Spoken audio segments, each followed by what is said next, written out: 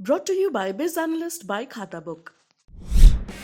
ना कंप्यूटर ना फाइल, अब टैली डेटा ऑन मोबाइल बिज एनालिस्ट के साथ। नमस्कार, मैं हूं राम किंकर सिंह। दिल्ली तक की खास पेशकश में आपका स्वागत है। कई बार आप जब भी दिल्ली के किसी भी इलाके से घुसे, अगर आप ईस्ट से आते हैं तो गाजीपुर लैंडफिल साइट दिखेगी, साउथ की तरफ से आते हैं तो ओखला लैंडफिल साइट दिखेगी, और अगर भलसवा यानी अगर आप हरियाणा की तरफ से आते हैं जीटी रोड होते हुए तो आपको भलसवा की लैंडफिल साइट दिखेगी।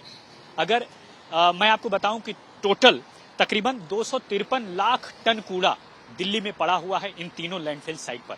अगर सबसे बड़ी लैंडफिल साइट जो है गाजीपुर की है, जहां पर 140 लाख मीट्रिक टन कूड़ा है, और 80 लाख मीट्रिक टन कूड़ा ये ओखला लैंडफिल साइट पर है, और साथ ही साथ 60 metric ton Okhla landfill site पर है, और भलसवा पर 80 लाख मीट्रिक टन कूड़ा है। और इस कूड़े को खत्म करने के लिए स्वच्छ भारत मिशन 2 के तहत तब चिंता और हुई थी जब प्रधानमंत्री नरेंद्र मोदी ने कहा था कि कचरा मुक्त शहर करना वो किसी एक का काम नहीं है, एजेंसी का काम नहीं है, ये हम सब का काम है। यानी यह एक मिशन हमेशा नहीं होना चाहिए, मतलब एक बार नहीं होना चाहिए, ये हमेशा होना चाहिए, हर तरफ होना चाहिए। और यही वजह है कि यह सतत चलने वाली प्रक्रिया है। लेकिन सवाल यही है कि आखिर जो दिल्ली के तीनों कूड़े के पहाड़ हैं, वो ये तो तय हो गया कि उसमें 20 अगर ऐसे ही चलता रहा जैसे अब तक चलता रहा है तो 20 साल से ज्यादा का वक्त लगेगा, ये कूड़े के पहाड़ खत्म नहीं हो सकते।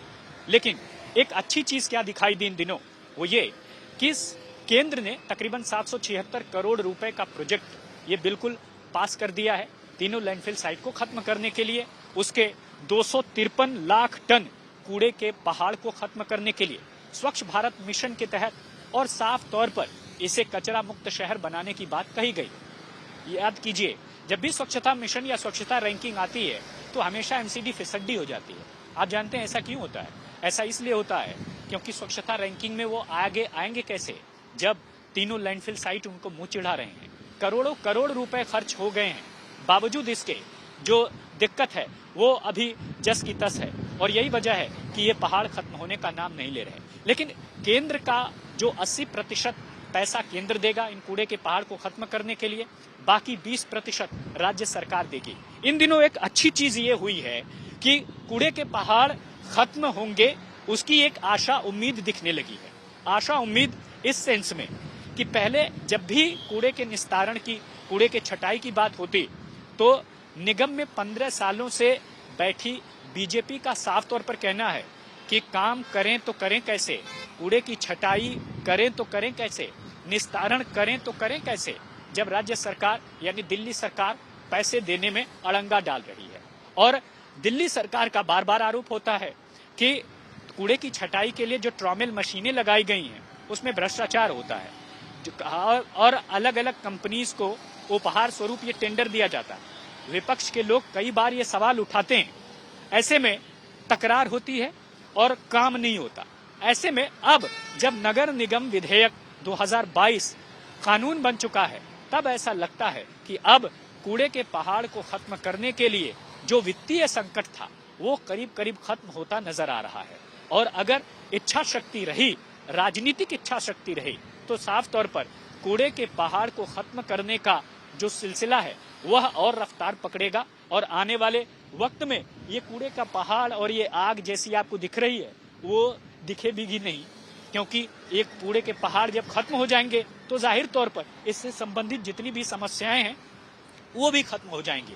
लेकिन सवाल यही है कि स्वच्छ भारत मिशन 2 के तहत जो कूड़े के पहाड़ को खत्म करने का सिलसिला है वह 776 करोड़ रुपए देने के बाद क्या वो रफ्तार पकड़ेगा, या फिर जैसा चल रहा है वैसा ही चलता रहेगा। और जैसा चल रहा है अगर वैसा ही चलता रहा तो 20 साल तो गए ही गए, कुछ नहीं होने वाला है, और ये कूड़े का पहाड़ यूं ही खड़ा रहकर सारी व्यवस्थाओं को मुंह चिढ़ाता रहेगा। सवाल यही है कि आखिर ये खत्म क्यों नहीं हो रहा है। उससे पहले आपको जानना होगा, लैंडफिल साइट का मतलब होता है कि जहां पर कूड़े का निस्तारण हो, यानी शहर के गली कूचों से जो इकट्ठा मटेरियल है, कूड़ा है, वो पहुंचकर लैंडफिल साइट पर उसका निस्तारण हो, उसकी छटाई हो, उसे अलग अलग किया जा सके। लेकिन वक्त देखिए कि धीरे धीरे जैसे जैसे वक्त आगे बढ़ा, कूड़े की छटाई का जो सिलसिला है वह बेकार होता चला गया। ऐसे में जो एक्सपर्ट हैं वो ये कहते हैं वार्ड स्तर पर कूड़े का निस्तारण करना होगा, वेस्ट मैनेजमेंट वार्ड स्तर पर करना होगा। यानी फर्ज कीजिए अगर आप जो है त्रिलोकपुरी में रहते हैं, आप किसी पॉश इलाके में रहते हैं, तो आपके RWA से या आपके इलाके से, आपकी कॉलोनी से जो कूड़ा इकट्ठा होता है वह अलग अलग रहे। यानी सूखा अलग रहे, गीला अलग रहे, प्लास्टिक अलग रहे, उसके कंकड़ पत्थर अलग रहें।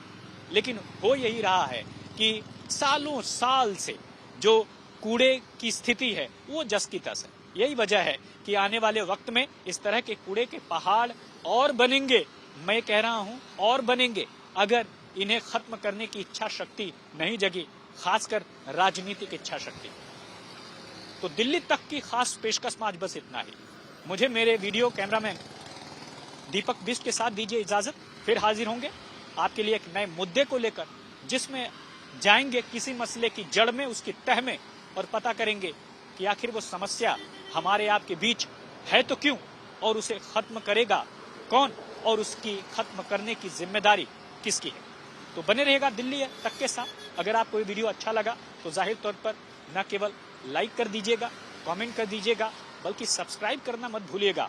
और हाँ, अगर आपको फायदा हो रहा है तो इस फायदे को अपने दोस्तों, रिश्तेदारों और दूसरे तमाम लोगों में पहुंचाने का काम करिए, क्योंकि ये सीधे हमारे आपसे जुड़ी चीज है। अरे फर्ज कीजिए आप भलसुआ से जा रहे हैं, कूड़े का पहाड़ दिखेगा तो बच्चे भले उत्साहित हो जाएं, अरे ये देखो पहाड़ दिख गया, वो पहाड़ नहीं है, वो कूड़े का पहाड़ है। तो आने वाली जनरेशन को, यानी आने वाले जो भविष्य है उसे हम कैसा बनाते हैं, इसका हमें साफ तौर पर ध्यान देना होगा, और ये हम सबकी जिम्मेदारी है। तो मुझे दीजिए इजाजत, धन्यवाद।